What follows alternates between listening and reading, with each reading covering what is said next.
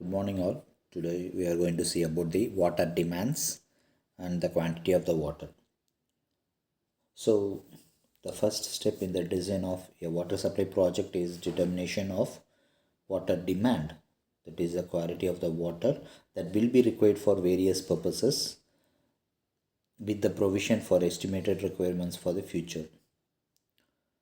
For estimating the water demand for the city, the following factors are required: the rate of demand, the design period, and third one is the population.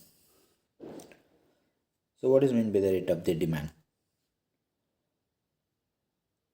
So it represents the average consumption of water required for various purposes per person per day. So this is the rate of demand. So it is usually expressed as liter per capita per day. Already we have seen this in our previous lecture.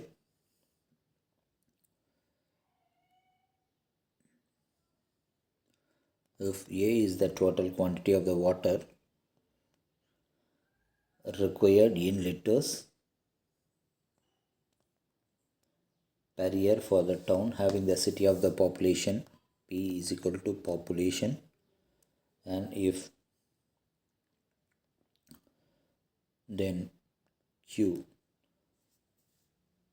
that is a per capita per day, this is LPCD is equal to A by population into 365. So if P and Q are known,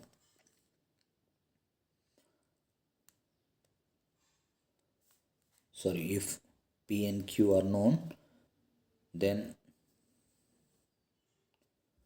the above equation becomes A equal to Q into P into 365. So from this we can calculate the rate of the demand. The second one is the design period. So what is a design period? The future period or the number of years for which a provision is made while planning and designing a water supply project is known as a design period. It is generally affected by a number of the factors.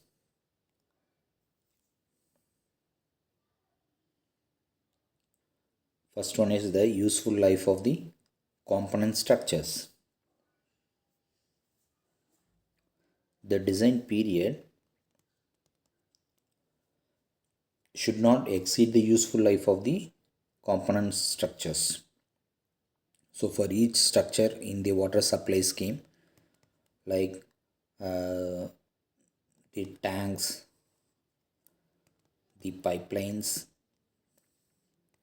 then walls, then the distribution system, so each of it have their own design period.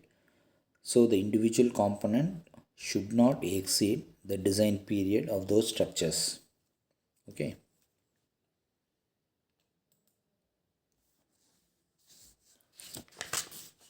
For example, the dams and the storage reservoirs. So dams have the design period of 50 years. The pipes have the design period of 30 years. The filtration works. The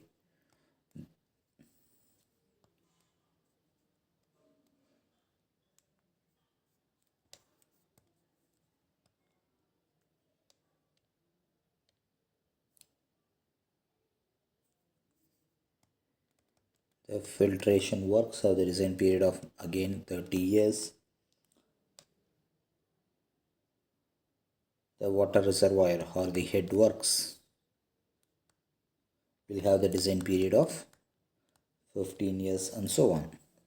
So each structure has its own design period and it should not exceed. So after for every 15-30 years the head has to be replaced and the pipelines has to be checked for regular maintenance, and the proper maintenance work has to be carried out. So second factor that affects the design period is the recent difficulty of future expansion.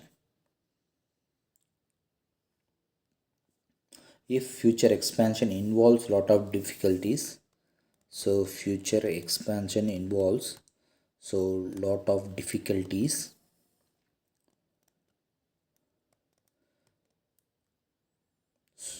so we can go for the longer design period. Okay, longer design period. So on the future expansion as less difficult means we can go in for the shorter design period.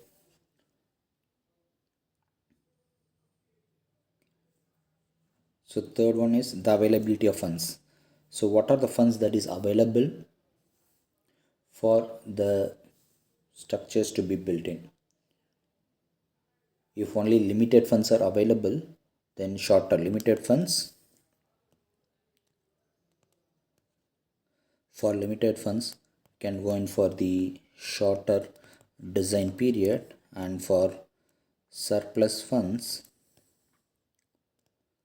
so we can go for the longer design period. So we have to manage within the available funds, otherwise it will affect the present population, because if the funds exceeds the total budget, so again we have to collect the amount from the present population. Send the rate of interest on the borrowings. If you are borrowing the money from the some banks, or we are taking loan for the water supply scheme, so we have to look in for the rate of interest. If the interest rate, the interest is high, then shorter design period we can go for it, and if the interest is low, can go for longer design period. Okay, so then what is the anticipated rate of the population growth? If the rate of increase in the population is less, longer design period. If the rate of increase, you have to look in for the rate of increase, you can go in for the longer design period. Okay, if the rate of is very less, you can go in for the shorter design period. Similarly, if there is a possibility of shifting the communities, industries to a particular town or the city, then initially the water supply project of the town may be designed for the shorter period with the provision of future expansion as and when it is needed. Okay, so here we have already seen, I mentioned the design period of the various components. So the dams and storage reservoir is 50 years. The conveying pipes raw water, that is from the source to the treatment plant, or again from the treatment plant to the distribution system, is 30 years. The filtration works is 30 years. The electrical motor, these are the various design period of the important components in a water supply scheme. So then what is the types of water demand? So there are various types of water demand in a community or in a water supply scheme. So all the demands has to be concentrated. The first one is the domestic water demand. It includes the water that is required for the domestic uses, like what we are using in our houses. Then commercial and industrial water demand. Then for public use, civic and public uses. So this is for the fire demand and loss and waste of the water, which is from the losses. So if you look into the domestic water demand, it includes the water required for the private residences, that is houses, and the water required for drinking, cooking. So again we will be using it for bathing and washing the clothes, utensils, cleaning, and for the flushing purposes like sanitary purposes. Okay. The amount of domestic wastewater depends upon the living conditions of the consumers. As per the Indian standards, the design of water supply scheme of the town of a city with full flushing system, the minimum water requirement will be 200 liters per day. 200 liters per head per day. The split up is given for drinking 5 liters, for cooking 5 liters, bathing 75 liters, clothes 25 liters, gardening, flushing. So 45 liters alone goes for the flushing, and for bathing it goes up to 75 liters.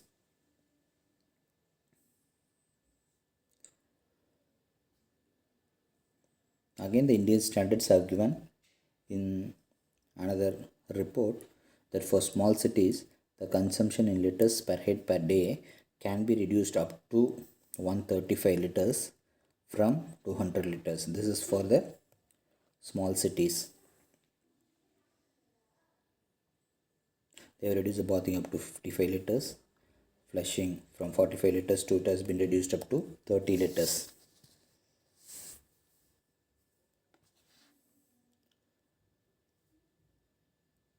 So this will be for the low income group of people and economically weaker section. So economically weaker section of the people. So they will use the water up to 135 liters.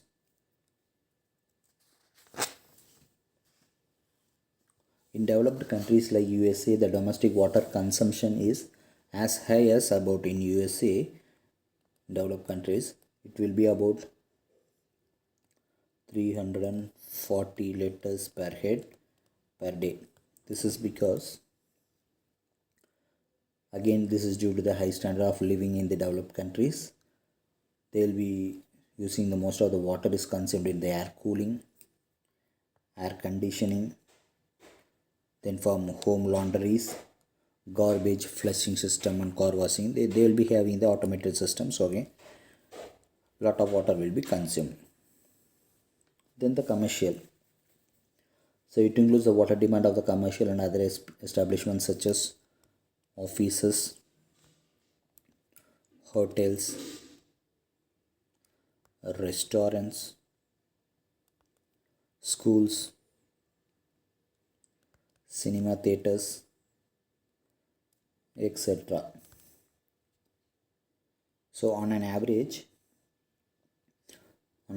20 to 25% of the total consumption is generally made in the design of the water supply project for these commercial uses. However, the quantity of the water required for this purposes will vary considerably with the nature of the town and the number and types of the commercial establishment located in the present city. So the split up has been given for the factory's bathroom. It will be 45 liters per head per day, and without bathroom 30 liters, and all the split up has been given accordingly.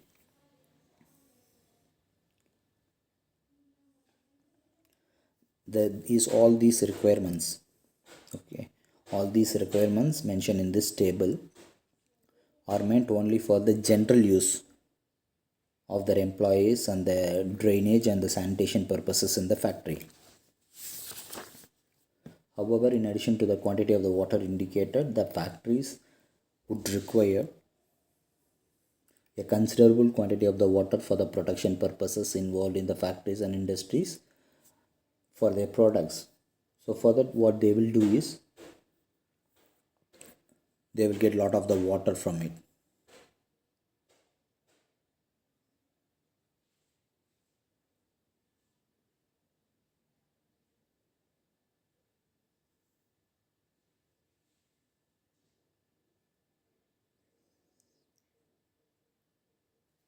In some places, the industries will be having their own treatment plants and recycling plants, so that the consumption will be very less.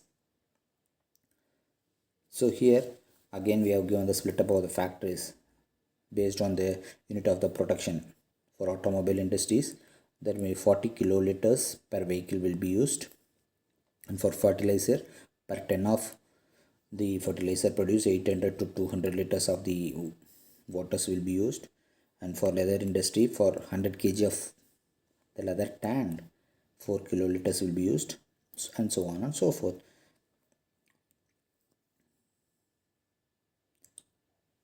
So the next is the demand for public use. It includes the quantity of the water required for civil or public utility purposes, such as the watering of the public park and the spraying water on the muddy roads, and for water in public places like parks or in the fountain,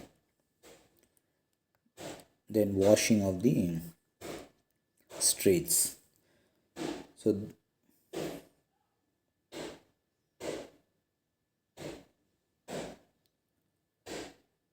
in general, 5 to 10% of the total consumption of the water is used for this civic use. Next is the fire demand. So it is the amount of the water that will be required for any firefighting services. In the thickly populated and industrial, if there is any fire may break out and may result in the severe damages if not controlled effectively. As such, for most of the big and medium sized towns of the city, provision should be made in the water supply scheme for meeting the required and available. The necessary quantity of the water required for firefighting purposes should be easily available and always kept stored in the storage reservoir. So this diagram shows the fire hydrants. So normally a fire hydrant will be having the three outlets. This is the one in the center and two on either side. So normally what they will do is, if the fire break out the city, so this the water from the center, so they will be pumping on the object which is caught fire, and the two other will be on the either side of the object. So this diagram shows the graphical representation of the fire hydrant. So it has a stem nut in the top, so the outlet, so the chain, the operating stem, and the valve. So what they will do is, they will connect the hose to these outlets, and if they unscrew it, the valves comes down and the water enter into the chamber and it comes out of the hydrant. So then the losses. So the loss of the water. This includes the water lost due to the leakage in the mains, sub-mains. Loss and waste of water, it includes the leakage.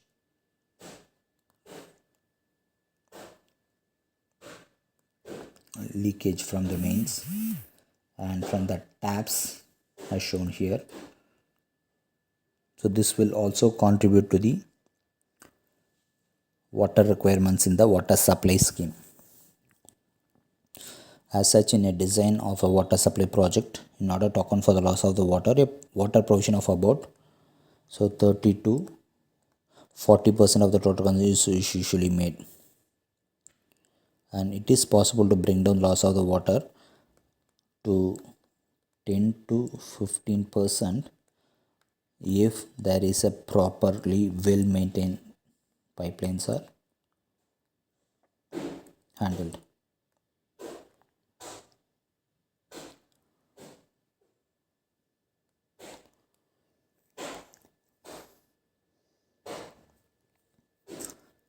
So then the factors affecting the loss of water. So water tightness in the joints.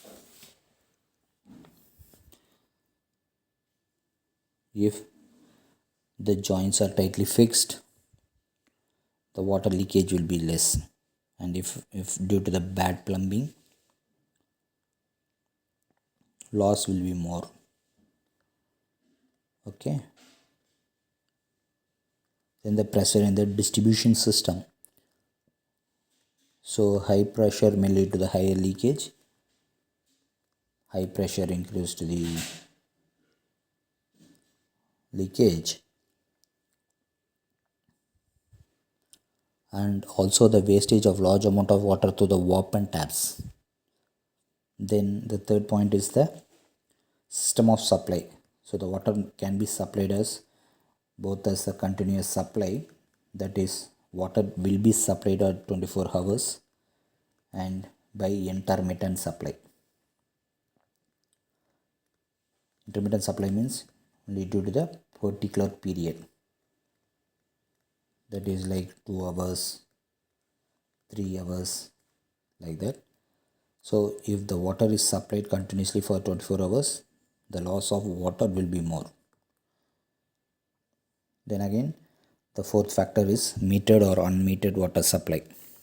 If it is a metered, less loss will be there.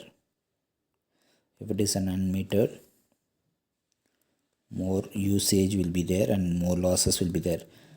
So nowadays in India we have an unmetered types of water supply. So what can be done is, if proper meter is maintained, the water loss will be very much less. And then the last point is unauthorized water connection. So normally in many parts of the city we will have an unauthorized water connection. Water may be stolen through the unauthorized connection, resulting in the considerable loss of water. Such connections should be detected and checked by severely punishing the defaulters so as to reduce the loss of water. So what are the factors that affecting the rate of the demand? There are different factors which affect the rate of the demand.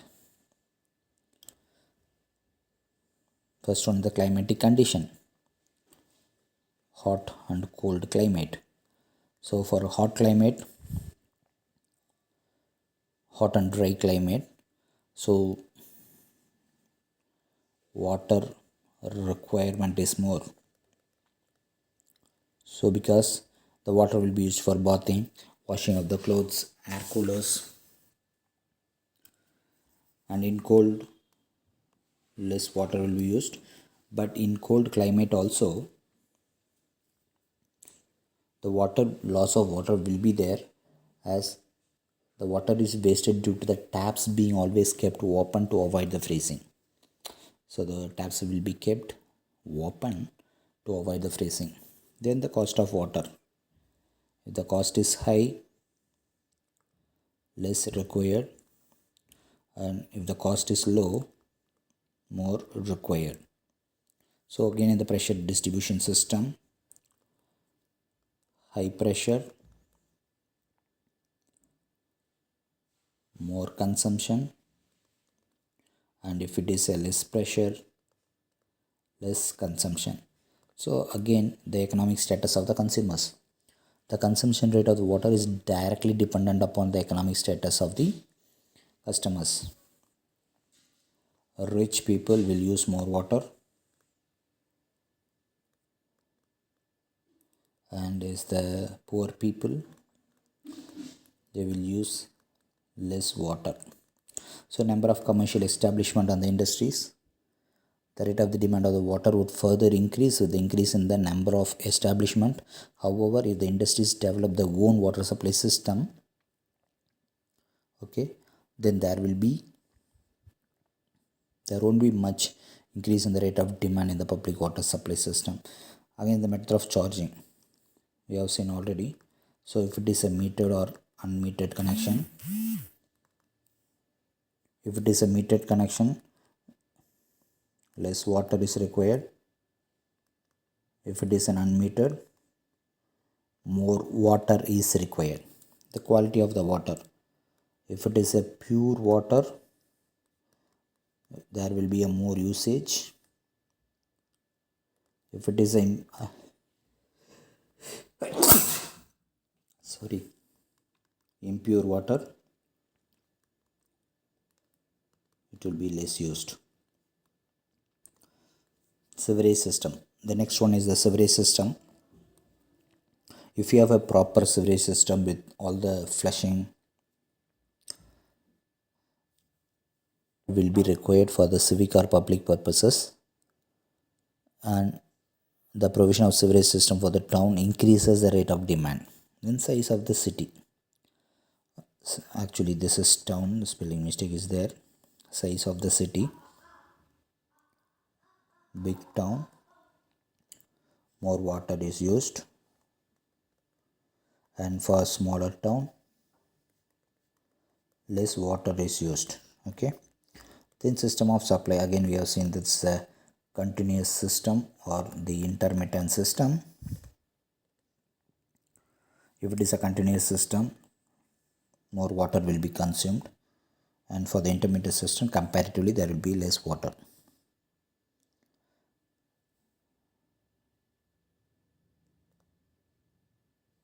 So thank you.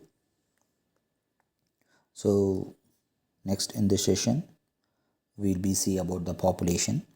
So what are the different methods to forecast the population, and what are the variations in the rate of demand. There will be a lot of variations like seasonal variation, daily variation, hourly variation, that we can look into the next session.